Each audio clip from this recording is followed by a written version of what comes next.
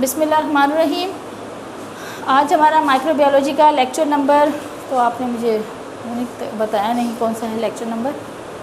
आज लेक्चर है। आज हमारा पिछले हमने लेक्चर्स में 2 मेजर टॉपिक्स जो है ना आपने कवर किए थे, बैक्टीरिया एंड वायरसेस, जो कि बहुत तफसील से आपने पढ़े थे। अब हम एक न्यू टॉपिक स्टार्ट कर रहे हैं, फंगाई।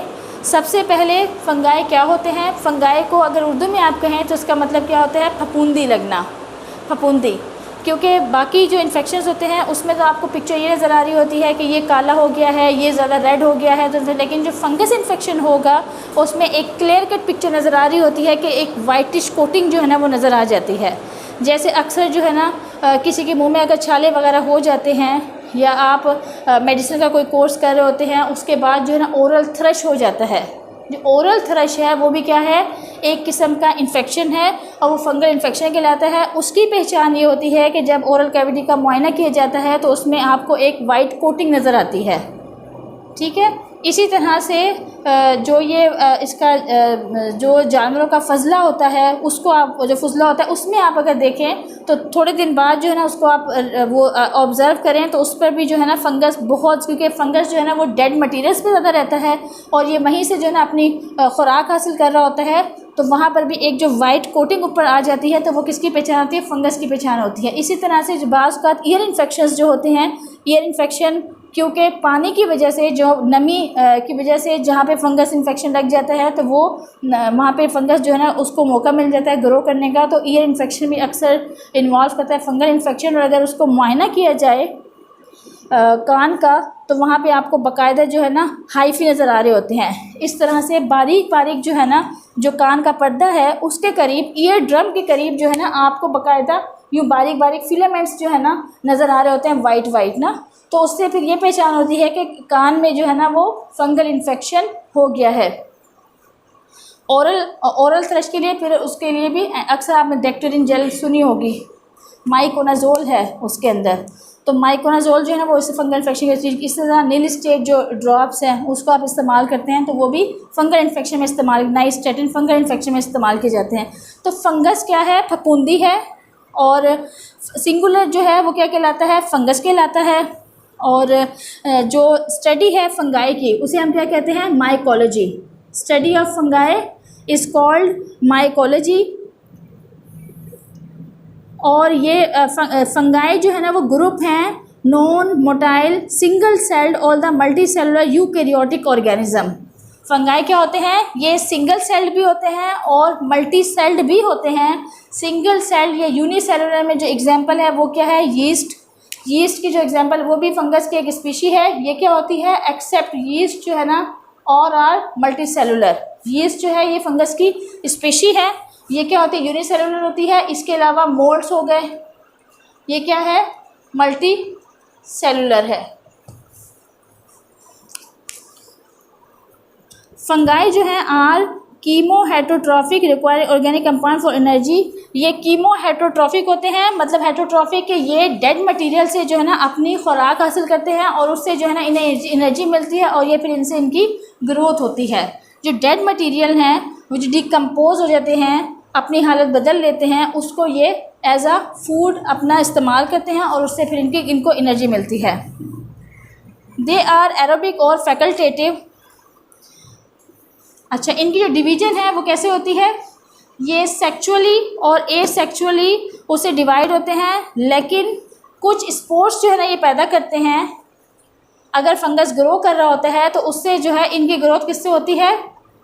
कुछ स्पोर्स, क्योंकि ये सेक्चुअली और एसेक्चुअली रिप्रोडक्शन है, उससे प्रोड्यूस होता है। स्पोर्स जो है ना वो पैदा होते हैं जब ये किसी चीज़ पर अटैक करते हैं, या कोई पौधा है जैसे उन पर उन्होंने अटैक किया, अगर उसके जो है जो रिप्रोडक्टिव पार्ट होता है ये हमेशा उन पर अटैक करते हैं। जो जैसे अगर कोई पौधा है ये उसके जो फूल है उसी पर अटैक करेंगे, जिससे जो है ना कुछ स्पोर्स पैदा होते हैं, उससे फर्दर जो है ना ग्रोथ हो तो वो बिल्कुल डिकम्पोज हो जाता है, उस दरख्त की या उस पौधे की या उस स्टेम की ग्रोथ ही नहीं हो पाती। तो जो ये फंगस होते हैं ये चूँकि जो रिप्रोडक्टिव पार्ट होता है किसी भी प्लांट का तो ये उस पर अटैक करते हैं। जब ये उस पर अटैक करते हैं तो इनके नतीजे में कुछ स्पोर्स पैदा होते हैं, उस स्पोर्स से जो है फिर फर्दर जो है ना फंगाई पैदा हो जाते हैं।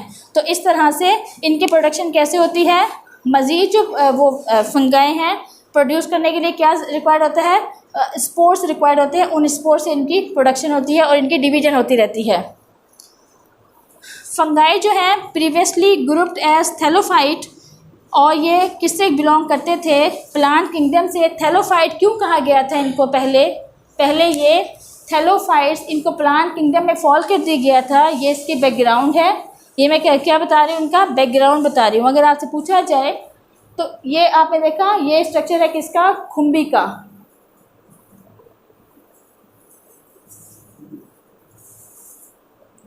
खुम्बी, ये खुम्बी का स्ट्रक्चर है। ये जो इसका स्टेम्प है, जो कि थैलस पार्ट था इसका, इस थैलस पार्ट की वजह से इसको क्या कंसिडर किया गया था, ये खुम्बी है, ये उसका अपर पार्ट है और ये थैलस है। इसकी वजह से इसको किस में कंसिडर किया गया था, प्लांट किंगडम में कंसिडर किया गया था, थैलस पार्ट की वजह से। लेकिन लेटर ऑन जो है ना, जब देखा गया मज़ीद जो है ना मुशाहिदा किया गया इसके बारे में कि इसको थैलोफाइट उसमें फॉल करके इसको प्लांट किंगडम में रख दिया गया, कैटेगरी में रख दिया गया। लेकिन जब देखा गया कि थैलस जो है वो प्लांट बॉडी है जिसकी ना ही कोई रूट है ना ही कोई तना है, एक सिर्फ ये थैलस बॉडी थी उसकी, और इसका ना कोई रूट था, ना कोई स्टेम था, ना कोई इसकी जो है ना वो फ्लावर पार्ट था। तो इसकी वजह से फिर इसको इसमें प्लांट किंगडम में फॉल नहीं किया गया, इसको फिर इस कैटेगरी से अलग कर दिया गया और फिर इसको किस में रख दिया गया, एज एन इंडिपेंडेंट किंगडम में फॉल कर दिया गया। इसको एक अलग ग्रुप में इंडिपेंडेंट किंगडम के तौर पर ट्रीट किया गया। अब तक जो है तकरीबन 90,000 जो फंगाई हैं वो दरियाफ्त हो चुके हैं, 90,000 स्पीशीज़, जिसमें से हमें तो चंद एक का आइडिया है। 90,000 स्पीशीज़ फंगाई के दरियाफ्त हो चुकी हैं और सम एस्टिमेट जो है तकरीबन 1.5 मिलियन स्पीशीज़ में एग्जिस्ट, और 1.5 मिलियन स्पीशीज़ जो है ना वो एग्जिस्ट कर रही हैं इस वक्त, जिसमें 90,000 जो है दरियाफ्त होकर वो बाकायदा नॉलेज में है कि वो मौजूद हैं। अच्छा, ये ग्रोथ कैसे करते हैं,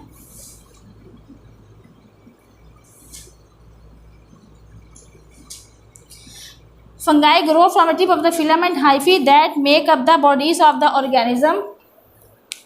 अच्छा,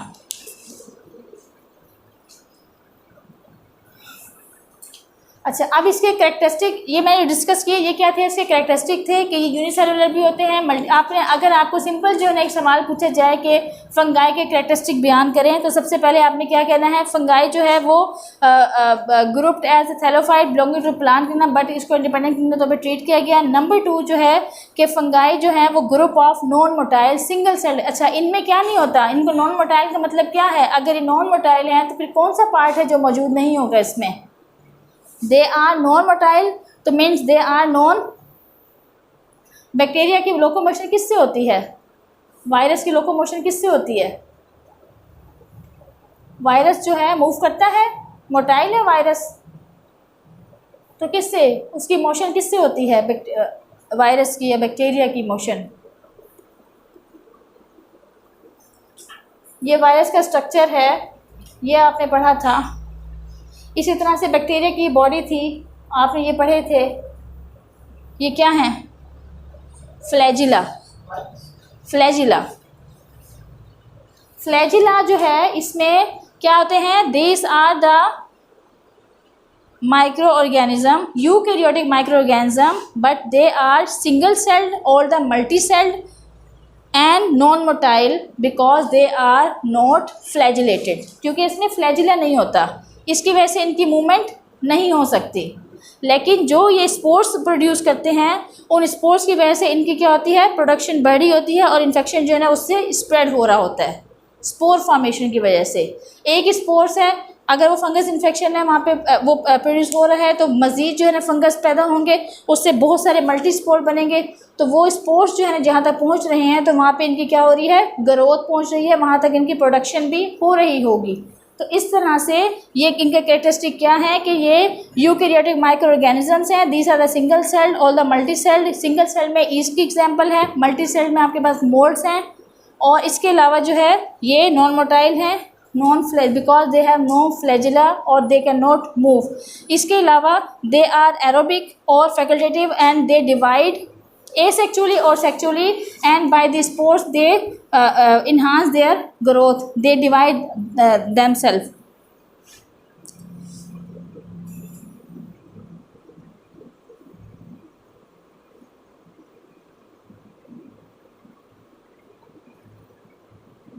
फंगाई जो है वो क्या होते हैं, कीमो हाइड्रोट्रॉफिक होते हैं, requiring organic compound for the energy और फूड। इसके अलावा इसकी जो है हैबिटेट क्या है, ये कहाँ पे रहते हैं, मतलब ये कहाँ पे रहना पसंद करते हैं, इनकी क्या हैबिटेट है, कौन सी इनकी जो है ना अच्छी जगह है जहाँ पे ये बहुत अच्छा जो है ना एनवायरनमेंट अगर देखते हैं तो ये वहाँ पे ग्रो करना शुरू कर देते हैं। तो habitat primarily fungi are primarily terrestrial organism although a few are the fresh water और द मैरीन। टेरेस्ट्रियल का मतलब क्या है कि ये ज़मीन पे रहना पसंद करते हैं। ज़्यादातर जो फंगाई हैं वो किस पे रहना पसंद करते हैं, ज़मीन पे रहना पसंद। आपने शायद कभी सुना हो कि जैसे अक्सर जो है ये सीमेंट वगैरह का जो नमनेस होती है, जो मट्टी होती है जिस पे जो नम मट्टी होती है, या आप कोई ऐसी प्लेसेस हैं ज़मीन पर जहाँ पे नमी पाई जाती है, अक्सर ये जो मज़दूर तबका होता है वो उस पर काम कर रहे होते हैं, तो अक्सर जो नमी है ये सीमेंट वगैरह का जो काम है यहाँ से फंगस बहुत ज़्यादा लगता है, मतलब मैक्सिमम चांसेस होते हैं यहाँ से फंगस जो है ना वो ग्रो हो जाए और फंगस अटैक कर जाए। तो इनके जो ज़्यादा फेवरेट जगह है वो क्या है, आम ज़मीन है, ज़मीन पे रहना पसंद करते हैं। लेकिन कुछ एक बैक्टीरिया जो है वो पानी में और मैरीन वाटर में रहना भी पसंद करते हैं। तो ये दो इनकी मेजर जगह हैं जहाँ पे ये रहते हैं, इनका हैबिटेट है। और मैरीन वाटर में पाए जाते हैं वो कौन से होते हैं, moist and the damp places, सायादार जगह पर, नमी वाली और जो सायादार जगह हैं वहाँ पे ये पाए जाते हैं। एंड डिकम्पोजिंग ऑर्गेनिक मैटर, और जो वहाँ पे ऑर्गेनिक मैटर होता है ये मज़ीद उसको डिकम्पोज कर रहे होते हैं, मज़ीद उसको कन्वर्ट कर रहे होते हैं, उसको मज़ीद डेड बना रहे होते हैं, क्योंकि ये इनको यूज़ करते हैं। अच्छा, अब जो है एक तो नॉर्मल बैक्टीरिया पाए जाते हैं, यूँ तो बहुत सारे बैक्टीरिया मतलब कि फंगाई जो है ना आपके एनवायरनमेंट में मौजूद हैं, लेकिन सारे के सारे जो है फंगस जो है ना वो आपको वो अटैक नहीं करता। लेकिन जब वो फंगाई इन्फेक्शन करे या वो कोई बीमारी पैदा करे तो फिर उन्हें हम क्या कहते हैं, पैथोजेनिक फंगस। पैथोजेनिक का मतलब क्या है, those produce the pathogenicity. Pathogenicity क्या होती है, the process of producing disease, के अब वो पैथोजेनिक हो गया है वो फंगस, और अब उसके चांसेस हैं मैक्सिमम कि वो क्या करेगा, प्रोड्यूस करेगा बीमारी। ठीक है, तो many are the pathogenic and infect the plant and the animals, क्योंकि वो मैरीन वाटर में रहते हैं, फ्रेश वाटर में भी रहते हैं, जो डैम प्लेसेस वहाँ पे पाए जाते हैं, तो वो एनिमल्स को भी इफ़ेक्ट कर सकते हैं और बहुत सारे प्लांट्स को भी इफ़ेक्ट कर सकते हैं। इसके अलावा ये जो है एसोसिएशन भी बना लेते हैं। अब एक तो फंगस जो है ना वो अकेला सर्वाइव कर रहा है, जैसे वायरस है, वायरस तो एनवायरनमेंट में मौजूद होता है, लेकिन कुछ को वो अटैक कर देता है, कुछ बीमार पड़ जाते हैं, नज़ले खांसी में मुब्तला हो जाते हैं, और कुछ उसी वायरस का एनवायरनमेंट है, आबो हवा सेम है, उसमें वो ठीक रहते हैं, तंदुरुस्त हालत में होते हैं, तो उनको अटैक नहीं करता। तो होता ये है कि फंगाई भी इसी तरह से कुछ के साथ जो है ना वो मेल जोल बना लेता है। कुछ ऐसे प्लांट्स हैं, कुछ ऐसे एनिमल्स हैं जिनके साथ वो क्या करता है, मेल जोल करके उनसे एक एसोसिएशन कायम कर लेता है। तो उस जो है फंगाइस को क्या कहते हैं, लिचेंस, LI, उसे क्या कहते हैं, लिचेंस। लिचेंस का मतलब है कि ये कौन से हैं, मेल जोल करने वाले फंगाई, जिनका किसी के साथ जो है ना मेल जोल, are association of fungi and either alga और द सियानोबैक्टीरिया, या एल्गा के साथ जो कि समंदर में पाया जाता है, और या फिर जो है ना सियानोबैक्टीरिया है, उनके साथ ये एसोसिएशन कायम कर लेते हैं। सम टाइम जो है ये पौधों के साथ जो है ना एसोसिएशन कायम करता है, पौधों के साथ, और उनकी जो रूट हैं, फंगाई जो है उनकी रूट में ग्रो कर जाता है, उनकी रूट्स में जो है ये मतलब इन्फेक्ट कर देता है उनके रूट को, और वहाँ पे जो है ना ये फिर फैल जाता है उनके रूट के ज़रिए। तो उसे हम क्या कहते हैं, एक तो लिचेंस बना लेता है कि ये एल्गा या फिर साइनोबैक्टीरिया है, उनके साथ ये क्या कर रहा है, एसोसिएशन बना रहा है, और फिर उसको भी इन्फेक्ट कर देता है। वो फिर क्या हो जाएगा, पैथोजेनिक फंगस हो जाएगा ना, जब उनके एसोसिएशन बना रहा है डेफिनेटली वहाँ पे फंगस इन्फेक्शन ग्रो कर जाएगा। सेकंड होता है कि कुछ जो है वेस्कुलर पार्ट होते हैं प्लांट्स के, उसके साथ तीसरे क्या कहते हैं 3/4 of all the vascular plants form the association between their roots and the fungi. 3/4 जो पार्ट है प्लांट का, उसके जो वेस्कुलर पार्ट है वो क्या करते हैं, एसोसिएशन बना लेते हैं, उनके रूट्स जो है वो फंगस के साथ एसोसिएशन बना लेती हैं। तो उस एसोसिएशन को क्या कहते हैं, mycorrhiza. Mycorrhiza, this is the main MCQs according to the exam point of view, कि अगर जो है फंगाई जो है एसोसिएशन बनाता है with the vascular part of the plant root, तो उसे जो है ना उस रिलेशन को हम क्या कहते हैं, माइकोराइजा। और अगर फंगाई जो है वो एसोसिएशन कायम करता है विद द एल्गा और सियानोबैक्टीरिया, तो इस एसोसिएशन को क्या कहते हैं, लिचेंस, राइट। ये इसका क्या हो गया, रहने सहने का तरीका है। अकेला भी वो रह सकता है, लेकिन सम टाइम वो क्या करता है, एसोसिएशन बना लेता है प्लांट के साथ, बाज़ का एल्गा के साथ, एनिमल्स के साथ, और बाज़ का प्लांट के साथ। तो जब प्लांट के साथ वो एसोसिएशन कायम कर रहा है तो उसको क्या कहते हैं, माइकोराइजा। और जब वो एनिमल्स के साथ एसोसिएशन बना रहा है, एल्गा और सियानोबैक्टीरिया, तो उसको हम क्या कह रहे हैं, लिचेंस कह रहे हैं। ये इसका क्या हो गया, हैबिटेट हो गया। फंगाई जो है वो also found in the upper portion of the many plants, this endophytic pick fungi. अगर वो अपर पार्ट में पाए जाते हैं, अपर पार्ट क्या होता है प्लांट का, फ्लावर्स होते हैं, ठीक है, रिप्रोडक्टिव पार्ट होता है, उसमें जो स्पोर्स फॉर्मेशन होती है उससे जो है ना उसका तौलीदी अमल हो रहा होता है, वो फर्दर जो है ना उससे मज़ीद जो है ना फूल पोंपलें खिल रही होती हैं। अगर ये प्लांट के जो पार्ट है, अपर पार्ट है, वहाँ पे ये सर्वाइव करे और इन्फेक्ट करे, तो वहाँ पे ये क्या करता है, उसके नतीजे में ये क्या करता है, प्लांट्स की जो रिप्रोडक्शन है, प्लांट्स का जो फर्दर जो है बढ़ने का प्रोसेस है, उसे क्या कर देता है, ये वीक कर देता है, उसका तौलीदी जो अमल है उसको मुतासिर करता है। और इस तरह से वो जो एंडोफाइटिक फंगाई कहलाते हैं वो अपर पार्ट में सर्वाइव करते हैं, और वो पौधे को मज़ीद जो है ना बढ़ने नहीं देते। पौधा क्या होता है, डिकम्पोज हो जाता है, गिर जाता है, उसकी ग्रोथ नहीं होती।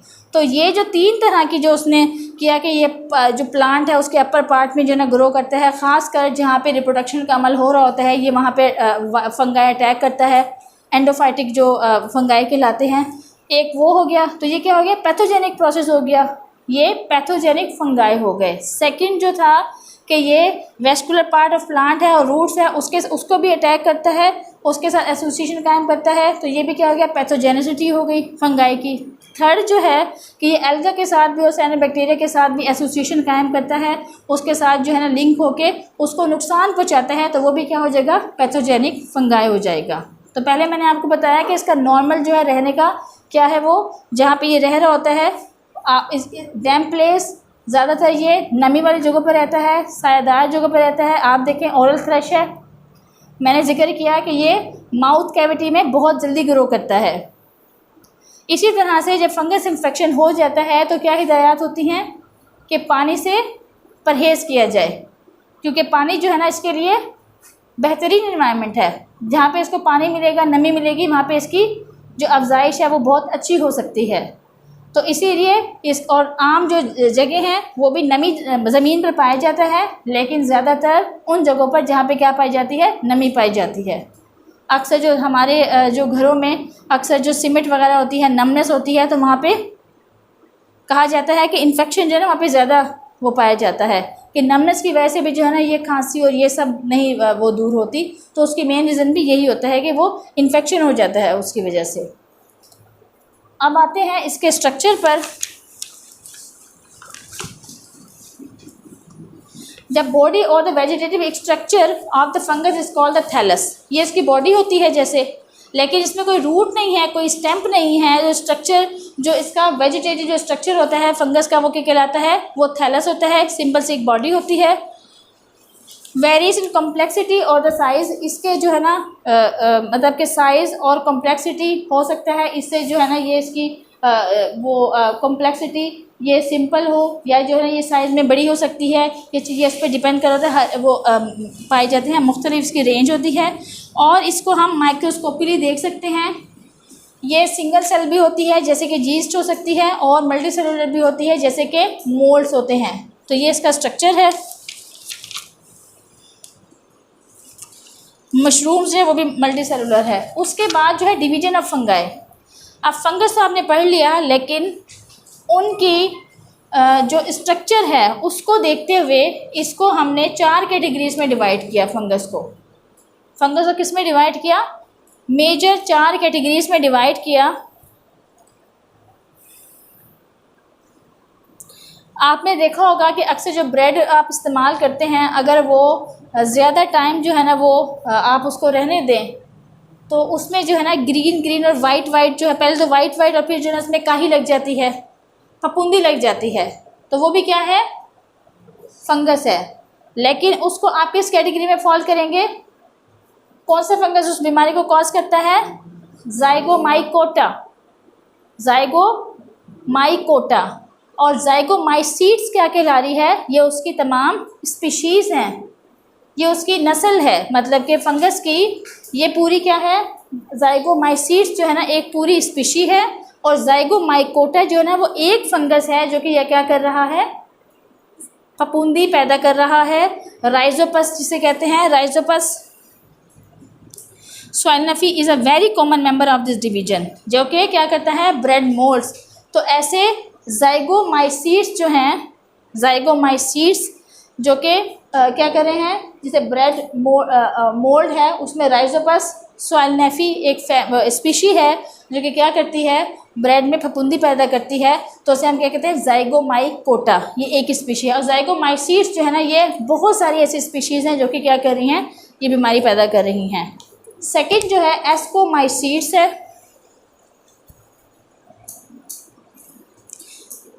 एस्कोमाइकोटा जो डिवीज़न है, एस्कोमाइकोटा जो है कंटेन करती हैं बहुत सारी फंगाई की स्पीशीज़, जिसको हम क्या कहते हैं? एस्कोमाइसीट्स। और ये commonly known as the sac fungi. तो ये भी आपका एग्जामिनेशन पॉइंट ऑफ व्यू से एक MCQs है कि दोज स्पीशी एस्कोमाइकोटा जो वो फंगस है उसको क्या कहते हैं? Sect fungi. इसकी जो स्पीशी की जो शेप होती है वो क्या कैसी होती है?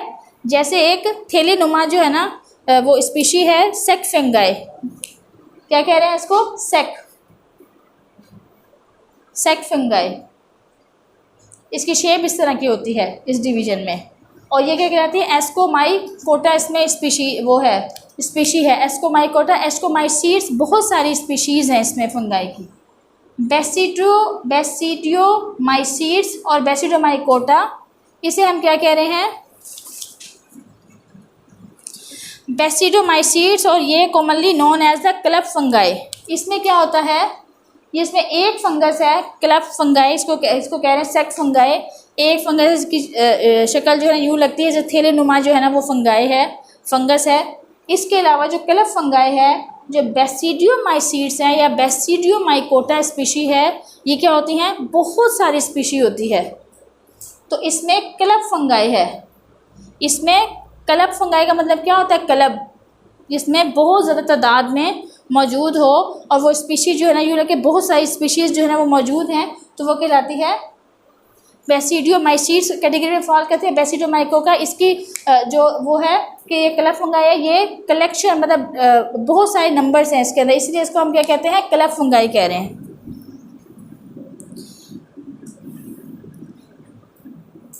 काइट्राइडियोमाइसीट्स और काइट्राइडियोमाइकोटा, इसकी जो शक्ल है वो काइट्रिड्स से मैच करती है। इस स्पीशी की शक्ल जो है वो काइट्रिड्स से मैच करती है।